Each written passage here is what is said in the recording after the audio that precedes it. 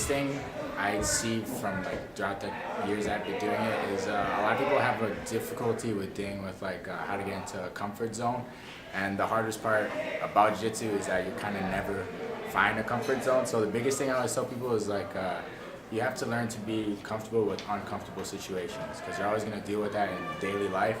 So whether you're suffer from bullying, you're overweight, female child, or you're just very shy, the biggest thing is like try to get comfortable with situations that you're not really used to. You know, that's what's gonna make you get humble, chase after like technique, and not so much rely on strength or the power of how big the other guy is, but feeling comfortable with your abilities and the things that you're able to do.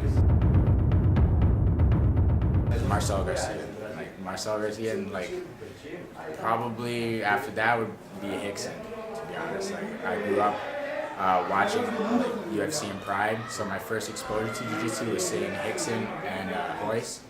And then once I started actually getting into jiu-jitsu, the first guy I heard about was Marcel Garcia because I trained at his affiliate in Bridgeport, Connecticut.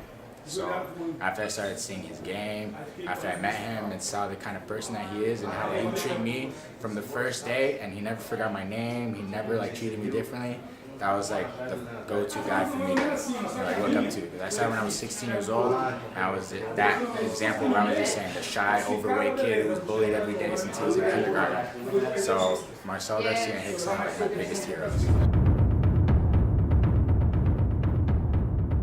Big time, especially if you come from a smaller gym.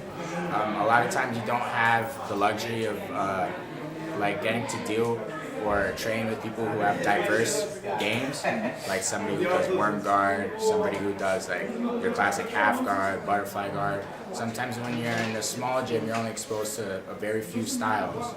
So when you can see a digital platform, you're looking at Instagram, like YouTube, Snapchat, you get to see different kind of jiu-jitsu forms and different kind of people from all over the world, and you can see like what kind of moves adjust for your body type or what works for you, and you know, practice that with teammates and drilling and things like that. You know, I think it's very, very helpful.